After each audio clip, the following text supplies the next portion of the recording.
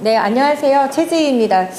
제가 요새 설명에 거의 보시 된 것 같아요. 왜냐하면은 지금 일주일 만에 세 번째 똑같은 설명회를 진행을 하고 있는데요. 첫 번째는 이제 분당에서 진행했고, 그 다음에 목동, 그 다음에 마지막으로 오늘 이제 중계동에서 설명회가 마무리가 됩니다. 네, 먼저요. 제가 이제 어머님들께 오늘 설명해드릴 가장 중요한 핵심 포인트는요. 어떤 수업에 대한 홍보보다는 이제 어머님들께서 아직 좀 그 수리노술에 대한 개념이 잘 잡혀있지 않으신 어머님들이 좀 많으실 거란 말이에요. 그래서 어떤 식으로 우리가 수리노술로 좀 대학을 합격해 볼 수가 있는지 그런 내용에 대해서 좀 말씀을 드리려고 합니다. 자, 일단 그 실적을 먼저 보여드릴게요. 이게 작년에 다른 수시 빼고 논술로만 저희 반 제가 가르친 애들 중에 172건이 논술로 합격을 했습니다. 그래서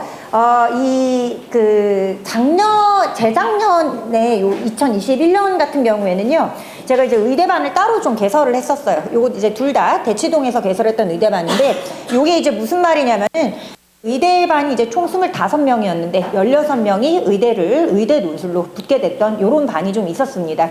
그래서 이제 저는 이 정도로 말도 안 되는 좀 좋은 성적을 거두면 그 다음에는 좀 의대반이 너무 잘 선반이 되겠구나 라고 생각을 했는데요. 또 사람 마음대로 그게 좀 아니더라고요. 예, 전에 실적이 아무리 좋아도요, 이게 또 학원 사정도 있고 그런 식으로 해서 작년 같은 경우에는 이제 의대반이 개설이 되지가 않았고, 올해는 한번 또 대치동에서 선반을 해보려고 하는 중에 있습니다. 자, 어쨌든 제 실적을 먼저 좀 보여드리는 이유가 좀 이런 식으로 좀 좋은 실적을 가지고 있으니까요. 어머님들께서 오늘 제 말에 좀 신뢰가 조금 더 가시지 않을까 하는 마음에 좀 이렇게 실적부터 먼저 좀 보여드렸습니다. 자, 일단 아이들이요, 이 논술로 어머님들 좀 많이 가기 힘들다는 얘기를 많이 들으시잖아요. 그리고 이제 뭐 1등급도 힘들다더라 뭐 이런 얘기도 좀 많이 들으실 건데, 좀 분명하게 정확하게 좀 하고 가야 될 것 같아요. 논술로 합격하는 대부분의 친구들은요, 사실요, 최저를 못 맞춰서 떨어집니다. 어느 정도로 애들이 최저를 못 맞추는지 좀 말씀을 드리도록 할게요. 자, 먼저 일반과 기준으로 말씀을 드릴게요. 자, 연대 같은 경우에는 최저가 없으니까 제외하고요. 서강대는 최저가 있기는 한데요, 3합 7등급이어서 사실 큰 의미가 있지는 않습니다. 왜냐하면은요, 3합 8등급이 홍대 최저예요. 근데 이제 서강대가 사실 3합 7등급이라는 최저를 가지고 있다는 게 사실은 말이 안 됩니다. 너무 낮은 최저예요. 그래서 그건 좀 의미가 없고요. 그러면 이제 살펴볼 만한 학교가 성균관대랑 중앙대학교입니다. 그래서 성균관대 중앙대학교 둘 다 이제 3합 6등급 정도의 최저를 가지고 있다고 보시면 되시는데요.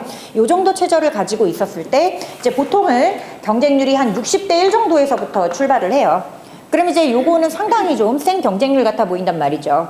그런데 요게요, 이제 최저 기준을 통과하고 난 다음에 경쟁률이 진짜 경쟁률입니다. 요거를 보셔야 되는데 대충 15대 1 정도로 떨어진다고 보시면 됩니다. 그럼 어머니 생각해 보세요. 아이들이 9월 모평 이후에 9월 모의고사를 치고 약 일주일 뒤에 이제 시험을 보러 간단 말이죠. 이 원서를 쓴단 말이죠.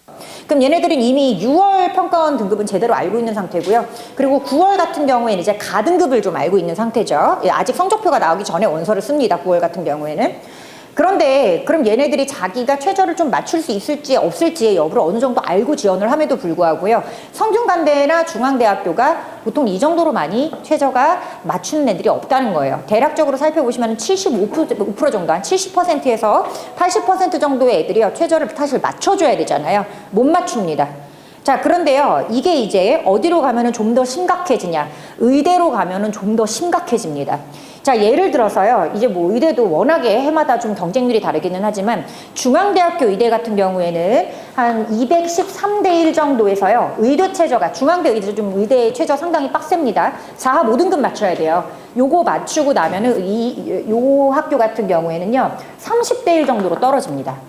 그러면은 이게 지금 얼마나 많은 친구들이 최저를 못 맞추고 있는 건지를 생각을 해보세요. 거의 한 80-90%의 애들이 의대 최저는 못 맞추고 있어요. 그리고 약대의 경우에는 이게 더 심각합니다. 중앙대학교 약대가요, 사실 다른 의대보다도 최저가 높습니다. 4합 5등급이 나와야 되거든요. 그럼 이제 의대 최저랑 똑같은 거 아니냐라고 하실지도 모르지만, 의대는 과탐 평균이고요, 이제 약대는 과탐에서 하나만, 높은 거 하나만 써도 됩니다. 그 정도의 차이가 있을 뿐이에요. 그럼 이제 약대 같은 경우에는요, 이제 중앙대학교 같은 경우에는 거의 뭐 10대 1 미만으로 떨어진다고 이렇게 생각하시면 되세요. 그래서 이게 정말 많은 친구들이요, 어머님들께서 보시는 대부분의 이 논술로 떨어진 친구들은요, 사실 최저를 못 맞춰서 떨어진 친구들이 사실은 대부분이지, 사실 뭐, 근데 이제 주변에 최저를 못 맞춰서 떨어졌다는 얘기를 하고 다니기는 쉽지 않습니다. 예를 들면, 왜냐하면은요, 얘의 수능 등급이 나와버려요. 그 얘기를 하는 순간. 그러니까 그냥 원래 논술은 붙기 어려워. 이런 식으로 좀 얘기를 하는 거지. 실제로 시험장에 가서 보면은요, 엄청나게 많은 자리가 비어 있습니다. 네, 그래서 일단 아이들이 논술로 가장 학교를 가기 힘든 이유 중에 하나는 최저 때문이다. 이 말씀을 좀 드리고 싶었고요. 그럼 왜 최저를 이렇게 못 맞추는 학교를 자꾸 쓰는 걸까요? 이게 왜 그러냐면은요, 어머니, 9월만 보셔야 돼요. 근데 6, 9월만 보셔야 되는데 자꾸 7월은 안 그랬는데 4월은 안 그랬는데 6월만 못 본 건데 이렇게 좀 생각을 하십니다. 중계동에서 얼마 전에 저한테 상담이 하나가 들어왔어요. 이제 그 친구가 자기 6월이 너무 충격적으로 못 봐서 막 너무 막 정신적으로 힘들어 하더라고요, 이 친구가. 그래서 이제 그러면은 6월은 네 점수로 생각을 안 할 테니까 9월에 어떻게든 좀 네 마음에 맞는 그 등급을 받아봐라. 만약에 9월에도 너가 비슷하면 이건 그냥 네 점수라고 생각을 해야 된다라고 얘기를 했는데, 이 부모님이 또 저한테 연락이 오셨어요. 이제 6월만 그렇지 원래는 이런 애가 아니라고 말씀을 하시는데 보통 부정하려고 하시거든요, 어머니. 부정하려고 하시니까 사실 6개 원소를 쓰시면은요, 4개를 최저를 못 맞춰서 가는 경우가 사실 대부분입니다. 제가 이 얘기를 꼭 좀 드리고 싶었어요. 그래서 이 얘기를요, 제가 1년을 애들한테 귀에 딱지가 않게 얘기를 하고요. 제가 이제 9월 때 그 저희 반에 모든 애들을 제가 직접 상담을 하는데, 가장 정규반 인원이 많을 때에는 대치동 다 포함해서 제가 550명까지 상담을 해봤어요. 그런데 그때 제일 많이 하는 말은요, 제가 하는 말의 한 80% 정도는 6, 9월 최저 못 맞췄으니까 이 학교는 빼야 된다예요. 그래서 이 최저 때문에 사실 이 애들이요, 수리 논술에 실제로 원서로 써먹을 수 있는 게 별로 없다는 거를 좀 말씀을 드리고 싶어요. 우리 애가 그 최저를 뚫고 가는 애가 돼야지, 좋은 최저를 맞춰주는 역할을 하고 있는 애가 되면은 안 되잖아요. 그러려면은 4월이랑 7월 모의고사를요, 그냥 머릿속에서 지워버리셔야 됩니다. 아시다시피 이과 같은 경우에는요, 공부를 잘할수록 재수를 많이 해요. 지금은 제가 시대인재 재종반을 안 하고 있는데, 시대인재 재종반 할 때도 이제 지방대 의대 다니는 친구들, 인서울급의 의대에 가고 싶어서 다시 한번 하는 친구들 엄청나게 많고요. 서울대 수학과 다니는 친구도 의대 간다고 거기서 이제 반수를 하고 있습니다. 그리고 이번에 제가 이제 그 엘브라운이라는 대치동의 학원에 의대반을 하나 개설을 하겠다고 지금 던져놓은 상황인데, 그게 선반이 될지는 모르겠어요. 거긴 이제 정말 최소한 최저라도 맞출 수 있는 친구들, 성적표 이제 보고 모든 게 6월 달에 1등급이 되는 애들만 받겠다고 이제 얘기를 했는데, 그래서 이제 선반이 안 될 수도 있습니다.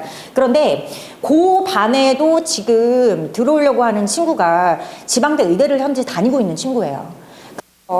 이 정도로 사실 정말 공부를 잘하는 친구들이요, 다시 한번 하려고 하는 친구들이 정말 많습니다. 걔네들이 교육청 모의고사, 뭐 4월 모의고사, 7월 모의고사 이런 모의고사에 등장하지 않아요. 이제 그 친구들은 6월 모의고사 그리고 9월 모의고사, 이렇게 2가지 모의고사를 봅니다. 그러니까 또 어떤 친구가 저한테 이 말을 해요. 그러면 자기는 재수생도 처음에는 이투스 모의고사를 봤다. 그럼 이투스 모의고사에서 본 거는 그건 제대로 된 거 아니냐. 강남대성이랑 시대인재 애들 이투스 모의고사 보지 않습니다. 그리고 거기에 이 최상위권들이 너무 많이 몰려 있고요. 그렇기 때문에 6, 9월 평가원 모의고사가 인정하기 싫어도 내 점수라고 생각을 하셔야 되고요. 간혹 이제 이런 친구들이 있어요. 6월을 정말 아파서 못 봤다. 그러면은 6월 점수 무시하고, 만약에 얘가 9월 달에 다른 변화를 보여줄 수 있다면 그건 9월 점수가 자기 점수가 맞죠. 하지만 6월 달에 아파서 못 봤다는 애들이 보통 9월 달에도 아파서 못 봤다고 하고 수능에도 아플 경우가 좀 많이 있더라고요. 그래서 이게 인정하기 싫은 거예요. 자꾸 도망가려고 하는데, 6, 9월 점수가 자기 점수라고 생각을 하지 않으면은요, 제가 말씀드린 것처럼 이런 말도 안 되는 좋은 최저를 맞춰주는 역할의 친구가 되고 맙니다. 그래서 그 얘기를 반드시 좀 드리고 싶었고요. 그리고 이제 또 하나는, 저희 반이 사실 합격률이 정말 많이 좋은 편인데, 뭐 제가 잘 가르쳐서 그런 것도 있겠습니다만, 사실 원서를 정말 제가 예쁘게 잘 씁니다. 그 예쁘게 잘 쓴다는 얘기는요, 아까 말씀드렸던 것처럼 이제 6, 9월에 최저를 못 맞췄으면 이거는 그냥 못 맞춘다고 생각을 하셔야지 되세요. 제가 학원 강사한 지 15년이 됐고요. 그리고 이제까지 상담한 아이들이 6,000명이 넘습니다. 제가 보통 이제 한 해 평균으로 내보면은 정규반이 한 400명 정도 돼요. 이런저런 캠퍼스 다 합쳐서. 그럼 이제 400 곱하기 15 해보면 한 6,000여 명이 넘어가고 있죠. 많았던 예전에는 뭐 550명까지 갔었고 저것 때는 한 300명도 있었고 그러면은요 이 정도 애들을 보면서 상담을 이제 애들 보잖아요. 그럼 6, 9월에 최저를 못 맞춘 친구는 수능 때 최저를 맞춰가지고 오는 경우가요 정말 손에 꼽습니다. 그 6,000명 중에 손에 꼽아요. 그래서 이 말씀을 꼭 좀 드리고 싶었습니다. 자, 그리고요 이게 또 그 원서를 예쁘게 쓴다는 얘기가 또 무슨 말이냐면 그럼 이제 최저 못 맞추는 학교 제꼈어요. 그럼 가끔 이렇게 물어보시더라고요. 6, 9월 둘 중에 하나만 맞춘 거는 어떡하냐. 그거는 소신껏 쓰시라고 얘기를 드리고 싶어요. 그거는 뭐 제가 이렇게 정해드릴 수 있는 영역은 아니에요. 그래서 그거는 사람 성격마다 다릅니다. 그럼에도 불구하고 내가 한번 써보겠다 하는 친구들은 뭐 써보시고 그리고 난 좀 그래도 무섭다 그러면 그거보다 낮은 최저 있는 곳을 쓰시는 것을 권유를 드리고요. 그 다음에 이제 또 두 번째 이유는요. 보통 너무 높은 과만 써요. 이 논술에서요 과마다 같은 학교를 들어가는 데 있어서도 시험 점수의 차이가 엄청나게 많이 납니다. 그래서 예를 들면 이제 연세대학교를 좀 생각을 해보실게요. 연세대학교의 문제가 엄청나게 어렵게 나올 때에는요 가장 낮은 과가 이제 보통 연세대학교에서는 대기과학과 그리고 지구시스템 요렇게가 좀 낮은 과라고 말씀을 드릴 수가 있어요. 물론 논술에서 낮은 과입니다. 커트라인이 낮은 과를 말씀드리는 거예요. 그럼 이제 요 정도 가는 친구들이요 문제가 정말 어렵게 나오는 해에는 한 40점대의 점수로 합격을 하게 됩니다. 그럼 어머니 논술에서요 가장 커트라인이 높은 과는 어디일 것 같으세요? 이게 수능이랑 조금 달라요. 수학과입니다. 왜냐하면은요 이게 수능에서 이게 수학을 정말 좋아하는 애들이 있어요. 이제 저도 고대 수학과를 나왔지만 저도 그렇고 이제 저랑 같이 학교를 다니던 친구들도 그렇고 이제 수학을 정말 매니아틱하게 좋아하는 애들이요 의외로 수능에서는 국어 영어 때문에 약간 버무려집니다 이게. 그래서 얘네들이요 두각을 나타내는 게 수리논술이에요. 그래서 예를 들어서 어떤 친구가 한양대학교 수학과를 수리논술로 합격을 했다? 그러면 얘는 사실 연대 공대에 좀 중하위과 정도를 수리논술로 합격할 수 있는 친구예요. 그래서 수능에서는 이게 영어 국어 같은 것으로 어느 정도 좀 버무려지기 때문에 좀 그렇지만 그리고 이제 옛날에는 경희대 같은 경우에도 과학논술이 있었단 말이죠. 그러니까 그 과학논술로 좀 버무려지기도 했어요. 그런데 지금은 의학대를 제외하고는 다 같이 이제 수리논술밖에 안 보는 상황이잖아요. 그러니까 이제 수학과는 그런 같은 시험 점수로 몇 점이어야지 합격이 되냐 90점 정도 맞아야 된다고 보시면 됩니다. 그러니까 같은 학교를 들어가는데 낮은 과는 시험 문제가 어렵게 나왔을 때 40점대의 점수로도 합격을 하고 높은 과는 90점대의 점수까지 그 안에서 다 분포를 해 있는 거예요. 근데 어머님들께서 보통 이제 대학교를 쓰실 때요 수능 점수는 맞춰서 쓰시거든요. 근데 희한하게 논술은 제일 높은 과만 좀 보고 계세요. 보통 이제 이름을 아시는 과들이 높은 과입니다. 예를 들면 기계공학과, 화학공학과, 신소재공학과, 전기공학과 이제 이런 과들이 굉장히 높은 과들이고요. 논술에서는 학교에 상관없이 거의 80점대 이상은 맞아야지 합격을 할 수 있는 과들이라고 말씀을 드릴 수가 있을 것 같아요. 그래서 이 논술의 목적은요, 어머니 수능보다 잘 가고 다른 학종이라든지 교과 전형보다 잘 가는 겁니다. 그러니까 무슨 말씀이냐면은요 내 수능 점수는 여기 있어요. 그리고 뭐 교과랑 학종은 요 정도 쓸 거예요. 근데 그럼 논술을 한 요 정도를 쓰셔야 되는데 논술이 갑자기 여기 가서 써버리신단 말이에요. 그래서 논술을 보통 로또라고 많이 말씀을 하시는데요 논술은 로또가 절대 될 수가 없죠. 서술형으로 처음부터 끝까지 내가 답안지를 작성해야 되는 시험이 로또가 될 수는 없죠. 차라리 로또에 가까운 거는 수능이죠. 그거는 오지선다니까요. 찍을 수나 있죠. 논술은 찍을 수조차 없어요. 이거는 정말 실력대로 가는 시험이에요. 그래서 논술이 로또다. 이것도 이제 사실은 말도 안 되는 얘기고요. 그리고 이 논술 원서를 쓰실 때 그러니까 수능에서는요 이 친구가 만약에 기계공학과를 점수가 안 돼요. 근데 또 학교는 높여가고 싶어요. 그럼 그 학교에서 낮은 과를 쓰시거든요. 그럼 논술로는 그 수능보다 아니면 학종보다 교과보다 제가 잘 가게 원서를 써 드릴 거예요. 그럼에도 불구하고 논술에서는 왜 이렇게 욕심이 많은지 모르겠어요. 그래서 이제 그런 것들이 사실 논술 합격을 불합격으로 만드는 가장 큰 원인이라고 그렇게 두 가지를 말씀드릴 수가 있을 것 같아요. 첫 번째는 최저, 그 다음에 두 번째는 내가 너무 높은 과만 쓴다. 네, 이런 것들. 그래서 이제 이게 시험 문제가 어렵게 나올 때는요, 뭐 해마다 좀 어렵게 나올 때도 있고 쉽게 나올 때도 있습니다. 그래서 좀 많이 어렵게 나올 때는요, 정말 30점대, 20점대 점수로 합격하는 해도 있어요. 그래서 그런 점수에서부터 근데 이제 또 많이 쉽게 나온다. 그럼 또 다 같이 높은 점수로 합격해야 됩니다. 예를 들어서 이제 다 같이 높은 점수로 합격하는 가장 대표적인 대학 중에 하나가 중앙대학교, 건국대학교입니다. 중앙대, 건국대가요 학교 이름에 비해서 문제가 상당히 좀 쉬워요. 그리고 학교 이름에 비해서 문제가 상당히 어려운 학교가 인하대학교랑 아주대학교입니다. 그래서 이게 사실 뭐 학교가 높으니까 문제가 어려울 것이다, 학교가 낮으니까 문제가 쉬울 것이다, 이건 아니고요. 그냥 그 학교마다의 좀 성질이 있어요. 그리고 이제 예를 들어서 성균관대 같은 경우에 이제 재작년에 너무 심각하게 논술이 시험이 어렵게 나왔습니다. 그래서 성균관대 이제 학부를 뽑는데요. 자연과학부의 이제 그 합격 점수가 40점대였어요. 100점 만점에. 근데 이거를요, 사실 성균관대에서 홈페이지에 공개해 놓은 거는 아니고요. 성균관대 시험이 문제가 너무 심각하게, 정말 연대보다 훨씬 어려웠거든요. 너무 심각하게 어렵다 보니까 애들이 성대 문제를 보고 지원을 안 해버리는 거예요. 근데 이제 대학교에서는 원서를 팔아야 되잖아요. 그러니까 학교 설명회에서 얘기를 해준 게, 아니 자연 계열은 40점대로도 합격을 한다. 그러니까 우리 학교 시험 문제가 어려운 만큼 낮은 점수로 합격할 수 있으니까 너무 무서워하지 마시고 제발 좀 써라. 이런 얘기를 설명회에서 해준 적이 있습니다. 그래서 이게 어쨌든 만약에 어떤 친구가 한양대학교 시험을 이제 쳤을 때 이 친구가 한 60점 정도를 맞을 수 있는 친구예요. 그럼 이제 이 친구는 생활과학대라든지 아니면 공대의 가장 낮은 과인 건설환경공학과나 자원환경공학과 이런 데 쓰면은 좀 합격 가능성이 있는 친구인데, 이 친구 만약에 공대에서 좀 높은 데를 써버려요. 뭐 미래자동차를 쓰겠대요. 100% 떨어집니다. 이거는. 어머님 생각하시는 한양대학교의 뭐 다이아몬드 7 요런 데들은요 다 8, 90점 이상으로 합격을 해야 되는 과들이에요. 그래서 그거를 그러면 우리 애가 뭐 한양대학교는 쓸 수 있는지, 그러면 1등급이니까 아무 데나 써도 되나? 그리고 우리 애는 3등급이니까 아무 데도 쓸 수 없나? 그렇지는 않고요. 그거를 판단해 줄 수 있는 거는 그 아이를 데리고 가르치는 논술 강사밖에 없습니다. 그 아이를 담당하고 있는 논술 강사밖에 없어요. 왜냐하면요, 제가 이제 작년 친구 2명의 예를 좀 보여드리도록 할게요. 이제 이 친구가요, 보시면은 지금 6, 9월 점수 상당히 마음에 들지 않게 나오고 있습니다. 그리고 요것도 혹시 궁금하실 것 같아서 말씀드릴게요. 그럼 어떤 어머님이 또 앞에 설명해서 물어보시더라고요. 이하 5등급 정도는 그러면은 맞추는 비율이 어떻게 되냐? 다 맞추지 않냐? 이하 5등급은 50% 정도밖에 못 맞춥니다. 그러니까 예를 들어서 40대 1이었어요. 그럼 20대 1로 시험 본다고 생각하시면 되세요. 자, 그런데 이제 이 친구 같은 경우에는요, 지금 3학 6등급 안타깝게 못 맞추고 있는 친구예요. 근데 3학 뭐 8등급이라든지 이하 5등급이라든지 이런 것들을 맞추고 있는 친구죠. 근데 이 친구는요, 지금 9월 수학 점수가 68점인데도 지금 많이 뭐 좋은 수학 점수 같아 보이진 않아요. 게다가 3등급이기도 하고. 그런데 지금 이 친구는 요게 이제 제가 낸 논술 모의고사에서 이 친구가 실제로 받은 점수거든요. 최고점에 육박하는 논술 실력을 보여주고 있습니다. 이 친구는요, 논술 엄청나게 잘하는 친구예요.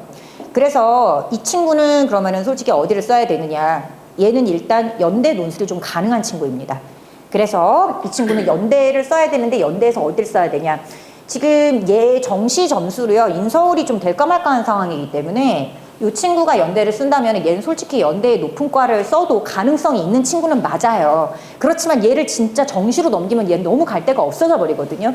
그러니까 얘는 연대를 무조건 합격시키는 게 목적이기 때문에 연대 중에 낮은 과를 써야 되고요. 또 어디 써야 되죠?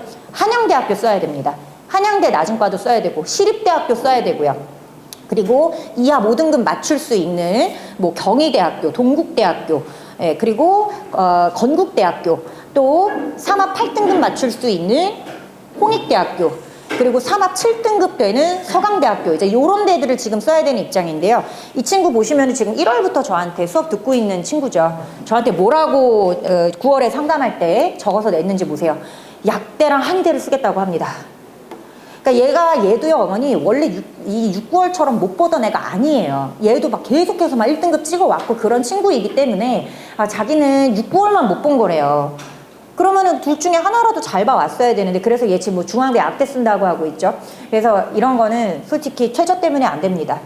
근데 이게 남의 상황이 되면 좀 객관적으로 보이는데요. 이게 9월에 막상 원서 쓰실 때 저를 자꾸 설득을 하려고 하세요. 반드시 수능 때는 맞춰올 수 있다고. 근데 제가 너무나 많은 표본을 보지 않았습니까? 잘 안 됩니다. 그래서 6, 9월에 최저를 못 맞춘 학교는 쓰지 않는 것이 맞아요. 원서를 버리지 않으시려면은. 그래서 이 친구 또 막 연세대도 신소재공학과를 쓰겠다고 하는데 이것도 좀 위험하기는 해요. 왜냐하면은 이 친구가 신소재공학과를 써도 사실 합격 가능성이 있는 친구이기는 해요. 근데 이제 문제가 뭐냐. 정시로 넘기면 안 되는 친구이기 때문에 어떻게든 연대를 합격을 시켜야 되는 친구잖아요. 그래서 연대를 쓰는 건 좋은데 좀 낮게 써라. 그리고 이제 서강대 기계공학과는 6월은 못 맞추고 9월은 지금 맞췄어요. 그래서 논술 실력은 괜찮은데 최저가 좀 불안하니까 이거는 너가 하고 싶은 대로 해라. 라고 얘기를 해준 상황이고, 한양대학교도 기계공학과 너무 세거든요. 얘도 합격할 가능성은 있는데요. 다만 이것도 마찬가지로 정시로 넘기면 안 되기 때문에 어쨌든 좀 과는 낮췄으면 좋겠습니다. 그리고 이제 성균관대 공학계열은 최저 안 나올 것 같아요. 그래서 이런 식으로 이제 아이들마다요, 학교랑 과를 얘가 어느 정도 좀 그 실력의 논술을 쓰느냐에 따라서 제가 이제 다 짚어드릴 거예요. 그래서 이제 이거 할 때 어머님들 진짜 머리가 많이 피곤하실 겁니다. 왜냐하면은 9월에 이제 모평 보고 나서 일주일 정도 뒤에 저희가 원서를 쓰게 돼요. 수시 원서를 그때 다 쓰시거든요. 뭐 논술이든 학종이든 다 쓰시게 되는데, 이제 9월은 아직 점수가 나오지도 않았지. 거기다가 막 이제 6개나 원서를 이제 써야 되는데, 거기서 이제 학교 홈페이지를 또 들어가 보니까 어쩜 이렇게 막 뭘 학교마다 과 가지고 있는 과도 다 다르고 뭐가 낮은 과인지도 모르겠고 굉장히 많이 힘드실 거예요. 그래서 저희 조교를 갈아서 제가 책 한 권을 만들어 드릴게요. 이 책은 논술 원서를 쓰는 데만 볼 수 있는 책이에요. 그래서 각 학교의 논술 전형에 시험 보는 날짜라든지 계획 짜시기 편하게 달력으로도 제공해드리고 또 제공을 해드릴 거고요. 각 학교 최저 기준 정리해서 드리고, 그 다음에 또 제가 이런 경우가 있어요. 너가 한양대를 쓰는 거는 나는 가능성이 있다고 보는데 공대 중에 높은 과는 조금 힘들 것 같고 낮은 과 중에서 써보는 게 좋을 것 같다. 그러면은 낮은 과가 어딘지를 모르시잖아요, 논술에서. 그래서 낮은 과 리스트도 학교별로 다 제공을 해드립니다.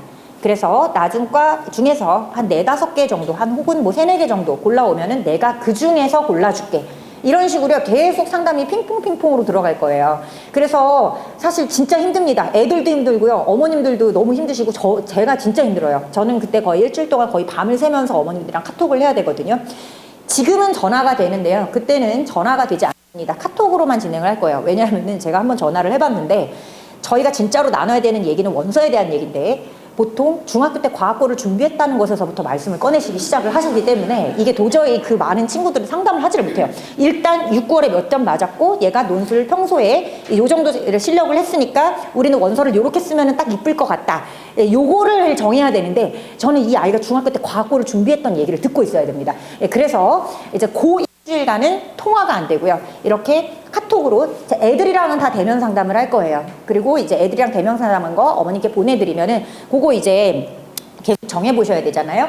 그럼 이제 뭐 예를 들어서 어떤 애가 다 정했다고 생각을 했는데 한양대학교 산업공학과를 쓰겠다고 했는데 생각해보니까 건축학과는 좀 어떨까 생각을 해서 저한테 카톡으로 이제 물어보시는 거죠. 상담한 내용 사진 찍어가지고 보내주시고 한양대학교 산업공학과를 원래 쓰기로 했었는데 건축공학과는 어떻게 생각하세요? 그럼 제가 거기도 괜찮을 것 같아요. 혹은 거기는 조금 힘들 것 같으니까 그냥 산업공 쪽으로 쓰시는 게 좋을 것 같아요. 이런 식으로 하나씩 다 예쁘게 학교랑 과를 어머니랑 그리고 아이들이랑 상담을 해서 맞춰드릴 거예요. 그래서 이게 너무너무 힘든 작업이기는 하지만 이런 작업이 들어가기 때문에 사실 합격률이 굉장히 높게 나올 수 있다고 생각을 합니다. 자, 다음 학생 좀 보실게요. 이 친구는요 6, 9월 점수 보시면은 지금 마음이 상당히 안정이 됩니다. 일단 지금 뭐 9월 모의고사 같은 경우에는요 이 친구는 의대 의학대 최저를 지금 다 맞추고 있는 친구예요. 너무 지금 마음에 안정이 찾아오고 있는 친구이고요. 게다가 이제 9월 같은 경우에는 또 수학 1개밖에 안 틀렸죠. 근데 이제 이 친구가 안타깝게도 논술 점수는 아까 그 친구는요 그래프가 이 진한 그래프 막대 그래프가 위로 이렇게 솟아 있었잖아요. 근데 이 친구 같은 경우에는 좀 밑으로 많이 내려와 있습니다. 솔직히 말씀드려서 의대 논술은 못 쓰는 친구예요. 그래서 최저를 맞춰도 논술 실력의 문제 때문에 의대는 좀 힘든 상황이고요. 이 친구는 솔직히 말씀드려서 어떻게 써야 되느냐, 얘는 중앙대 약대가 최선의 선택지입니다. 그거는 이제 왜 그러냐면은요 사실 중앙대 약대가 너무 최저가 높아요. 4화 모등급이기 때문에 그 정도 최저가 나오면 보통 애들은 의대를 쓰려고 그러지 약대를 쓰려고 하지는 않습니다. 그래서 약대는 최저를 맞추는 비율이 의대보다 현저히 더 떨어진다고 생각을 해주시면 되세요. 8, 90%보다 더 떨어집니다. 한 93, 4% 이상의 최저를 못 맞추게 됩니다. 아이들 중에. 그래서 근데 또 이 친구가요. 이 8월 2차 시험이 엄청 쉬웠던 시험인데 또 쉬운 시험에서는 계산 실수도 하나도 안 하면서 답안지 작성도 너무 예쁘게 해주고 있어요. 어려운 시험에서는 도저히 나아가지를 못하고 있는데 근데 중앙대학교 시험이 조금 쉽다고 말씀을 드렸잖아요. 그러니까 이 친구가 그래도 좀 희망을 걸어볼 수 있는 거는 중앙대학교 약대 예, 그 정도가 괜찮을 것 같고요. 그리고 이제 이 친구는 이제 다른 고민을 좀 해야죠. 연대를 쓸 것인가 말 것인가. 왜냐하면은 9월 점수로 연대가 이거는 이제 따로 정식 컨설팅을 조금 받아봐야 됩니다. 점수로 연대가 좀 가능할 수도 있는 상황이기 때문에 그러면은 혹시 9월 달에 연대를 얘가 그러면은 만약에 수능에 더 잘 봐버리면 서울대도 가능할 수 있는데 만약에 연대를 써서 붙어버리게 되면 납치가 될 수 있으니까 그거는 이제 너가 직접 정해라. 왜냐하면은 이런 상황이다라고 저는 말만 해주고 이제 만약에 연대도 만족하고 다닐 수 있으면은 그러면은 뭐 쓰고 그다음에 만약에 그게 아니라면은 만약에 뭐 정시를 너무 잘 봐서 아쉬울 것 같다. 그러면은 뭐 연대를 쓰지 말고 그런 식으로 하고 그리고 이제 혹시나 수능을 좀 못 볼 경우를 대비해서 수능 후에 있는 학교들 예를 들면 뭐 서강대라든지 한양대라든지 성균관대라든지 요런 데는 수능 시험 너무 잘 봐버리면 시험 안 보러 가면은 그냥 자동 탈락되거든요. 그래서 그런 식으로 좀 해보자라고 컨설팅이 들어갔던 친구예요. 그래서 제가 뭐를 말씀드리고 싶냐면요. 이게 지금 요 친구 어디 갔죠? 지금 요 앞에 친구 같은 경우에는 사실 수학이 둘 다 3등급이 나오고 있었는데 얘는 논술을 엄청 잘하는 친구였고요. 뒤에 친구 같은 경우에는 하나는 3등급 하나는 1등급 뜨고 있었는데 사실 논술은 그렇게 잘 따라오지 못하는 친구였단 말이에요. 그렇기 때문에 뭐 지금 수학이 몇 등급이라고 해서 우리 아이가 어느 정도 쓸 수 있을까? 이거는 사실 애가 논술 시험을 쳐보기 전에는 모릅니다. 그래서 이제 저 같은 경우에는 한 달에 한 번씩 논술 모의고사를 실시를 하고 있어요. 그래서 이제 만약에 새로운 반으로 들어오시게 되면은 논술 모의고사를 이렇게 3번을 칠 겁니다. 7월에 한 번, 그리고 8월에 2번. 그래서 아무래도 좀 오래 다닌 친구들일수록 제가 이 친구를 조금 파악하기가 좀 더 쉬워지기는 하겠죠. 근데 이제 간혹 억울한 친구들이 있어요. 논술 모의고사만 또 못 봤다고 하는 친구들. 그래서 그럼 제대로 된 평가가 안 될 것 같다라고 하는 친구들은요. 아예 저랑 상담을 할 때 논술 모의고사는 7월 한 번, 8월 2번에 들어가지만 매주 저희가 답안지를 쓰고 첨삭이 들어가거든요. 그거를 다 갖고 오라고 할 거예요. 억울한 친구들은. 네, 그래서 그거 보고 그거를 보고도 제가 좀 마음이 안 변할 수도 있고 그걸 보면은 아 진짜 얘는 논술 모의고사만 그냥 우연히 못 봤던 친구구나 그렇게 생각할 수도 있는 거고요. 그래서 억울한 친구들이 없게끔 그렇게 하려고 하고 있습니다. 자, 그래서요 제가 사실 애들마다 해주는 얘기가 다 달라요. 저는 어쨌든 저도 학원 강사로서 좋은 실적을 내는 게 목적이고 아이들도 좋은 학교를 가는 게 목적이잖아요. 제가 무조건 뭐 학교를 낮추라고 한다든지 그러지는 않아요. 근데 솔직하게 말씀을 드립니다. 진짜 솔직하게 말씀드릴 거예요. 얘가 진짜 가능성이 없을 것 같다. 뭐 예를 들어서 연대를 쓰고 싶어요. 고대를 쓰고 싶어요. 그러면은 여기는 아무리 낮은 과여도 안 쓰는 게 좋을 것 같다. 그렇게 말씀을 드릴 거고요. 그리고 가능성이 반반 정도 되는 것 같아요. 그러면은 여기는 가능성 반반 정도 되는 것 같으니까 이게 또 그러면은 본인 상황에 따라서 조금 달라집니다. 재수 생각이 있는지 아니면 올해 무조건 가야 되는지. 만약에 재수 생각이 조금 있는 친구면은 이제 조금 더 소신껏 쓰게 될 거고요. 그리고 재수 생각이 없다. 무조건 가야 된다. 그럼 조금 더 안전하게 조금 낮은 곳으로 쓰게 될 거고요. 그거는 이제 본인 상황에 따라서 달라지는 거고요. 그래서 그리고 이제 만약에 붙을 가능성이 없지는 않는데 좀 많이 낮아 보인다 싶으면 그것도 그냥 솔직하게 말씀드리고 이거는 좀 많이 좀 정말 가서 발로 쓰고 나오지만 않으면 괜찮을 것 같다. 그런 것도 좀 솔직하게 말씀을 드립니다. 근데 신기한 게요. 자기가 듣는 얘기를 선생님은 남들한테도 다 할 거라고 생각을 하는 것 같아요. 그러니까 제가 어떤 친구들한테는 좀 학교는 괜찮은데 과를 낮추라든지 넌 너무 원서를 높게만 써왔다든지 또 이런 친구들도 있어요. 어떤 친구는 연대 같은 경우에는 생각도 안 해봤는데 얘를 막상 가르쳐 보니까 얘가 연대를 갈 만한 애가 애인 거예요. 그래서 너 너무 낮게만 쓰는 것 같은데 너가 어차피 연대 최저도 없고 그리고 연대 논술에도 충분히 좀 버틸 수 있는 힘이 있을 것 같은데 연대 논술 한번 써볼래? 그러면 이 친구는요 또 선생님은 아무한테나 그렇게 다 좋은 말만 한다고 생각을 합니다.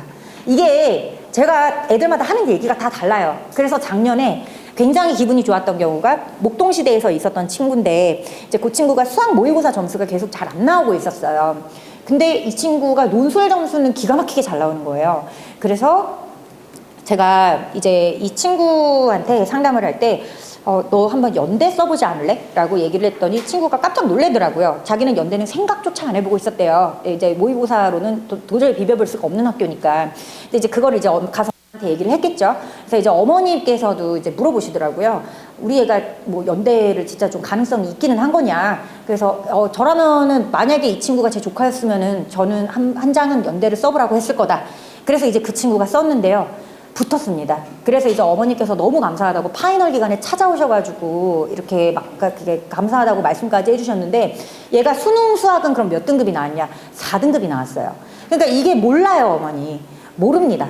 그래서 그 논술, 얘를 판단할 수 있는 거는 논술 강사밖에 없어요. 얘가 뭐 맨날 1등급이 나오는 친구라고 해서 뭐 한양대학교 그러면은 뭐 제일 좋은 공대는 무조건 쓸 수 있냐? 그것도 아니고요. 사실 가르쳐보기 전에 모릅니다. 그리고 이제 안타까웠던 경우 두 가지는, 작년 분당에서도 또 수리 논술을 기가 막히게 잘하는 친구가 2명이 있었어요. 둘 다 남학생이었는데, 이 친구들한테도 제가 똑같이 얘기를 했어요. 연대 한 장은 좀 연대 써보는 게 어떨까? 어차피 우리 나머지 다 어차피 하나만 붙으면 되는데, 왜냐하면 수시는, 특히 논술은요, 학교를 그 어떤 전형보다도 잘 가게 쓴단 말이에요. 그러면 하나만 붙어도 대박이에요. 그러면은 한 장은 우리 한번 연대 써보지 않을래? 왜냐하면 네가 수학 실력이 너무 아까우니까. 둘 다 결국 무서워서 연대를 안 쓰더라고요. 물론 썼다고 해서 100% 붙을 거라는 장담은 못 하겠지만, 그래도 이제까지 제가 아이들을 봐온 눈이 있는데 그거는 너무 안타까웠어요. 근데 그 친구가 이제 저한테 그 얘기를 하더라고요. 선생님 그렇게 다 희망적인 얘기만 한다고. 그래서 이게 모르잖아요. 다른 애들한테는 제가 무슨 말을 하는지. 그래서 저는요, 그렇게 뭐 희망적인 얘기를 하지도 않고요, 절망적인 얘기를 하지도 않고 그냥 있는 그대로 말씀을 드릴 거예요. 그래서 그래도 좀 너무 많은 표본을 본 제 눈이 조금 더 정확할 거라는 말씀을 좀 드리고 싶습니다. 자, 그래서 오늘 어머님들께 꼭 좀 말씀드리고 싶은 부분이 이제 그런 내용들이었고요. 자, 그 다음에 확통기하에 대해서 말씀을 드릴게요. 확통기하는요, 하셔야 됩니다. 왜냐하면은요, 이 건동홍 이상의 학교, 건동홍을 포함해서 이거 이상에 있는 학교들은 확통기하가 다 들어갑니다. 그래서 논술에서요, 그러면 안 나올 가능성도 있지 않느냐? 그럴 수도 있겠죠? 근데 뭐, 그럴 가능성은 크지는 않습니다. 근데요, 이런 경우는 있어요. 이게 성균관대는 조금 다릅니다. 성균관대는요, 미적도 안 나와요. 성균관대는 수투까지 출제가 됩니다. 근데 이제 요것도 학교 홈페이지에는요, 그냥 고등교육과정 전과정에서 출제가 된다고 기록이 되어 있어요. 근데 이제 막상 학교에서 이제 그 모의 논술, 그리고 이제 출제했던 문제들, 그리고 학교에서 설명회 하는 걸 들어보면은 수투까지 출제를 합니다. 수투는요, 다항함수 미적분까지거든요. 그러니까 미적분부터 이제 함수 쪽으로 들어가는 거고, 이제 다항함수의 미적분까지 들어가는데, 그러면 또 어머님들께서, 그러면은 성대를 지원해야겠나? 범위가 좁아진다고 쉬워지는 게 아니에요. 왜냐하면 아까도 말씀드렸지만요, 그 범위에서 시험을 봤는데 40점대로 합격을 했다는 건, 이거는 말도 안 되는 난이도로 사실은 시험이 출제가 된 거거든요. 그래서 뭐 범위가 좁다 그래서 여기를 지원을 하셔야 되는 것도 아니고요. 그러면 또 미적, 기하, 확통이 다 포함된다 그래서 포기하셔야 되는 것도 아닙니다. 생각해 보세요. 얼마나 지금 애들이 뭐가 잘 안 되고 있어요. 우리 애만 지금 미적만 좀 돼 있고 확통 기하가 안 되는 게 아니고요. 애들 다 거의 비슷하다고 보시면 되세요. 그래서 이게 너무 우리 애만 지금 확통 기하가 안 될 것 같아 라고 생각을 하시는 것 같은데, 사실 지금 제가 가르치고 있는 대부분의 친구들, 한 90% 정도의 친구들은요, 100% 미적을 선택했고요. 그리고 90%의 친구들이 기하나 확통 중에 하나를 내신으로 잠깐 배우고 말았습니다. 그러니까 아예 다른 한 과목은 교육이 안 돼 있는 거예요. 그래서 이거를 제가 논술 시간에 교육을 해줬어요. 기존 반 친구들 같은 경우에는. 그럼 이제 새로 들어오는 친구들은 어떡하냐. 그래서 7월에 이제 신설반을 만들었습니다. 거기서는 기하랑 확통부터 같이 보면서 갈 건데, 이제 논술에서의 기하랑 확통은 조금 더 고난도로 좀 출제가 되기 때문에 논술 쪽에 좀 맞는 그런 수업으로 진행이 들어갈 거예요. 그래서 성균관대 정도가 이제 수투까지 좀 출제를 하지, 건동홍 이상의 학교에서는 다 확통, 기하, 미적이 다 출제가 된다고 보시면 되고요. 그러면은 인서울 쪽으로 가면은 이제 거기에서는 뭐 기하가 빠지거나 확통이 빠지거나, 혹은 기하, 확통이 둘 다 빠지거나, 그런 학교들이 조금 되지만, 그래도 만약에 7월부터 준비를 시키려고 하시는 학부모님들이시면은 건동홍 이상의 학교를 좀 노리셔야 된다고 저는 생각을 합니다. 그 정도 확통, 기하만 조금 더 공부해주면 되는 건데, 이게 뭐 엄청 잘해야 되는 거는 아니에요. 또 왜냐하면은 어차피 다른 애들, 어차피 상대평가이기 때문에 다른 애들보다 아예 안 되어 있는 애들보다 좀 더 잘하면 되는 거지. 여기서 막 진짜 막 이 논술 수업 조금 들었다고 해서 확통 기하를 너무 잘하게 되고 이런 친구들은 사실 많이 있지는 않습니다.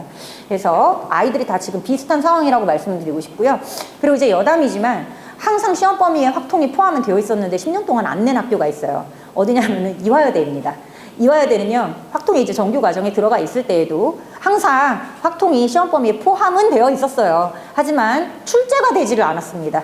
근데 뭐 올해에도 포함은 되어 있거든요. 근데 그 뭐 모르죠. 또 올해 갑자기 처음으로 출제할지도 모르고요. 어쨌든 그렇습니다. 그리고 나머지 학교는 확통, 기하, 미적 굉장히 좀 다양하게 수 1, 2까지 포함해서 다양하게 출제를 하고 있습니다.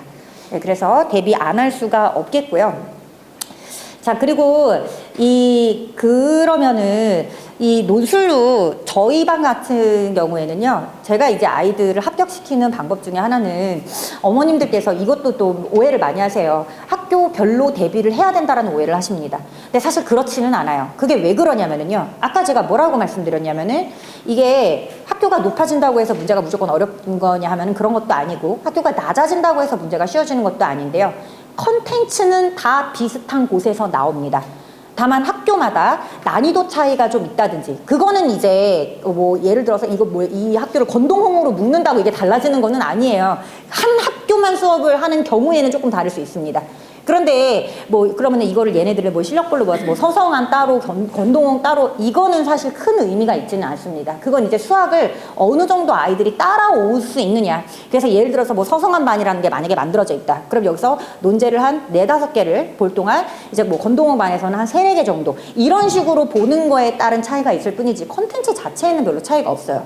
그 대표적인 예가 뭐가 있냐면은요, 논술이 그 2010학년도, 너무 오래된 옛날이죠. 2010학년도에 고려대학교가 논술이 있었습니다. 근데 없어졌다가 요새 다시 부활한 거거든요. 2010학년도에 고려대학교에서 출제되었던 문제가요, 2006학년도에 중앙대학교에서 출제가 되고 재작년에 한양대학교에서 출제가 됐습니다. 참고로 고려대학교에서 출제된 거랑 중앙대학교에서 출제된 거는 숫자도 변하지 않고 똑같았고요. 재작년에 한양대에서 출제된 거는 0에서부터 1까지 접근하는 거를 0에서부터 2까지 접근하는 걸로만 바뀌었을 뿐이에요. 그러면 어머니, 이게 그러면은 보세요. 고려대학교, 중앙대학교, 한양대학교거든요. 얘네 문제가 지금 굉장히 2010년이면 한 14년이 흐른 세월인데요. 지금 얘가 지금 똑같이 출제가 되었고요. 그리고 2014학년도에 한양대학교에서 출제되었던 문제가 똑같이 2015학년도에 세종대학교에 출제가 됩니다. 2016학년도에는 서울과학기술대학교 또 똑같은 문제가 나오게 돼요. 이거는 숫자도 바꾸지 않았어요. 그리고 그 문제가 다시 재작년 한양대학교 문제로 출제가 됐습니다. 그러니까 이게 왜 그러면은 이런가? 수능은 절대 그렇지 않죠. 수능은 한번 출제된 문제가 숫자만 바꿔서 똑같이, 특히 뭐 좀 어려운 문제들, 4점짜리 중에서도 좀 어려운 문제들이 숫자만 바꿔서 똑같이 출제되지는 않잖아요. 근데 논술은 왜 이런 식으로 출제가 되냐면은 기본적으로 대학교 시험이랑 굉장히 유사하다고 생각을 하시면 되세요. 이 논술 출제하시는 분들이 각 대학교에 수학과 교수님이 출제를 하시거든요. 그럼 이제 어머님들 중에서 이공계를 졸업하신 분들이 계실 거예요. 이공계 전공 수험 시험 보는 거랑 상당히 유사하다고 생각을 하시면 됩니다. 저희 이공계 전공 시험 볼 때 어떻게 보죠? 족보가 있죠. 근데 그 족보라는 게 예를 들어서 이제 한 3시간 정도 수업이면은 전공 시험 보는데 한 5문제 정도가 주어지죠. 그러면 이제 이 문제 난이도가 엄청나게 높잖아요. 그런데 그 족보라는 게 있죠. 이 교수님이 이 중간고사에서 이제 뭐 한 3년치 족보 이렇게 냈다. 그러면 그 문제가 거의 비슷합니다.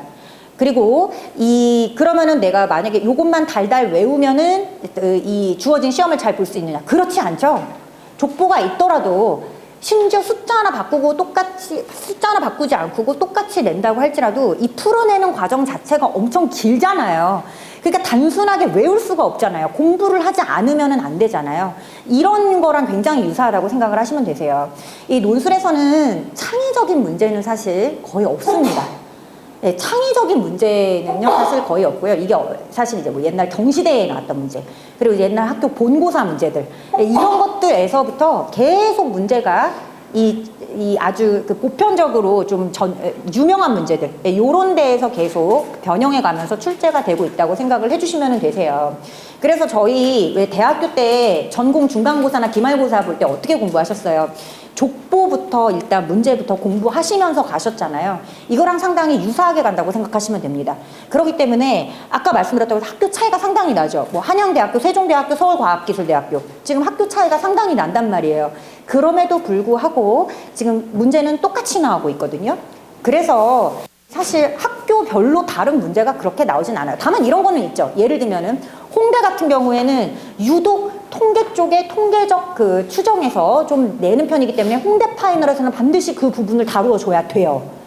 이런 건 있죠. 그러니까 학교를 하나만으로 해버리면은 그거는 의미가 있어요. 하지만 여러 학교를 묶어서는 뭐 사실은 큰 의미는 저는 없다고 생각을 합니다. 그리고 이제 다만 제가 의대반이랑 일반반을 좀 구분을 해요. 저는 이제 그 의대반을 대치동에서만 좀 진행을 하고 있는데, 그럼 왜 그거는 구분을 하냐? 의대도 콘텐츠가 크게 다르지는 않습니다. 다만요, 따라오는 속도가 너무 심하게 많이 차이가 납니다. 그러니까 지금 저희 반 친구들도 사실 수련연수 수업을 엄청 어려워해요. 그래서 이제 요 친구들을 저는 좀 많이 달래주면서 가야 됩니다. 한 약대, 연대, 고대 뭐 요 정도 쓰는 애들도요, 사실 많이 달래면서 가야 돼요. 근데 이제 의대 쓰는 친구들 같은 경우에는 요 친구들은 제가 앞에서 아무리 힘차게 그냥 막 전진하면서 가도 이 친구들 어떻게든 따라오는 친구들이기 때문에 속도 자체가 엄청난 차이가 있다고 보시면 될 것 같아요. 예, 그래서 그런 것들이 좀 많은 차이가 있다고 보시면 되고, 그래서 이 친구가 그러면은 만약에 성대를 합격을 하고 싶어요. 그럼 성대 문제만 풀어야 되냐? 절대 그렇지 않죠.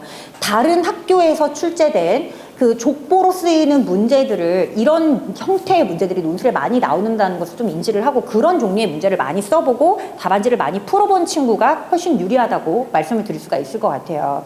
그래서 내가 만약에 지원하고자 하는 학교의 문제만 풀면은요, 근데 그것도 사실 어쩌다가 한 번은 또 같은 문제가 나오기도 합니다. 예를 들면 한양대학교에서요, 2년 연속으로 같은 문제가 출제가 된 적이 있어요. 근데 물론 같은 시기에서 출제가 된 거지, 이제 그 숫자는 조금씩 바꾸기는 했었지만, 근데 사실 그런 경우는 거의 드물고, 사실 그 학교에서 문제를 이제 출제를 할 때 어쨌든 제가 드리고 싶었던 얘기는 컨텐츠가 다르지 않은 곳에서 출제가 되기 때문에 이거를 굳이 학교를 나눠서 수업을 할 필요는 없다는 것을 좀 말씀을 드리고 싶었어요. 자, 그리고 이제 다만 이런 게 좀 있어요. 특히 남학생들, 어머님들께서 또 걱정하시는 것 중에 하나가 글씨를 못 알아보게 너무 막 날려 쓴다. 어머니, 제가요 15년 동안 논술 강사를 하면서 글씨가 문제가 되었던 경우는 한 번도 보지 못했습니다. 그러니까 다 알아봐요. 저희 첨삭쌤 선생님들이요, 사실 다 저희 학교 후배들인데 저보다 학벌이 좋습니다. 학교 후배인데 왜 학벌이 좋냐? 저는 학부까지 졸업을 했고요. 저희 이제 그 첨삭 강사들은요, 다 대학원까지 이제 졸업을 한 친구들입니다. 그리고 하나는 경희대 치의전을 갔다가 자기 치과에서 못하겠다면서 나와서 지금 대치동에서 수업을 하고 있는 친구가 저희 이제 그 첨삭을 진행을 하고 있어요. 그래서 뭔 얘기하다가 갑자기 첨삭 얘기가 나오게 되었죠? 네. 그래서 이 첨삭 선생님들이요, 못 알아보는 글씨는 문제가 될 수가 있는데 글씨가 문제가 된 적은 없어요. 이거는 다 너무 부수적인 문제예요. 우리 애가 계산을 너무 여기저기 중구난방으로 해서, 그거는요 사실 너무 사소한 문제예요. 결국은 문제가 안 풀려서, 이 문제가 안 풀리는 게 문제지, 그럼 뭐 글씨라든지 정리라든지 이런 거는 훈련으로 충분히 몇 주 만에 극복이 가능한 문제입니다. 예, 그래서 그런 거는 사실 정말 너무 부차적인 문제라고 생각을 해주시면 되고요. 제가 이제 거의 끝내야 될 시간이 다가왔대요. 그래서 요 얘기를 좀 드리고 싶어요. 여학생들 어머니는 조금 더 유리하십니다. 사실 조금 더는 아니고 많이 유리하십니다. 왜냐하면요, 이 여학생들 같은 경우에는 여대가 사실 훨씬 비슷한 급의 다른 대학교들에 비해서 가기가 쉬워요. 여대 애들은 보통 이걸 인정을 잘 안 하려고 하는데 제가 가르쳐 보면은 좀 그렇거든요. 그래서 이제 이대 같은 경우에도 너무 당연하지만 남학생들 지원 못 하고요. 당연히 잘하는 남학생들이 지원을 못 하고요. 그리고 이대 같은 경우에는 최저가 지금 좀 완화가 됐거든요. 이하 5등급인데 원래는 이대 최저가 3업 6등급이었어요. 한 3년 전까지만 하더라도. 그때가 사실은 이대가 좀 더 가기가 쉬웠습니다. 최저만 맞춰주면. 그때 이제 저희 반에서 이대를 정말 많이 합격을 시켰었는데 수능 등급이 4등급인 친구들이 이대를 합격을 많이 했었어요. 수능 수학 등급이. 그래서 근데 지금은 이제 이하 5등급이기 때문에 아무래도 최저에서 걸러지는 애들이 많이 없겠죠. 그러다 보니까 전보다는 높은 경쟁률에서 시험을 보게 되면서 지금은 요새는 이대를 붙어가지고 오는 애들이 전보다는 좀 등급이 잘 나오는 애들이 좀 이대를 전반적으로 잘 붙어가지고 오더라고요. 근데 뭐가 있냐면은 숙명여대가 있습니다. 숙명여대 최저가 은근히 좀 높아요. 그래서 이 이대 최저를 보통 맞출 수 있는 애들이, 숙대 최저를 보통 맞출 수 있는 애들이 이대 최저가 좀 비슷하거든요. 그러니까 요런 애들이 이대를 쓰려고 그러지 숙대를 잘 쓰려고를 안 해요. 그러니까 뭘 보셔야 되냐면은 6, 9월 모의고사 성적을 보셔서 얘가 정시로 숙대가 될 것 같은지 안 될 것 같은지를 보세요. 그래서 정시로 숙대가 안 될 것 같다. 그러면은 숙대는 무조건 한 장 논술로 쓰시는 것을 권유를 드려요. 예, 그래서 그러면은 그거는 상당히 좀 붙기가 쉽고요. 훨씬 더 또 붙기 쉬운 친구는 이제 성신여대라든지 이제 요런 데는 훨씬 좀 붙기가 쉽습니다.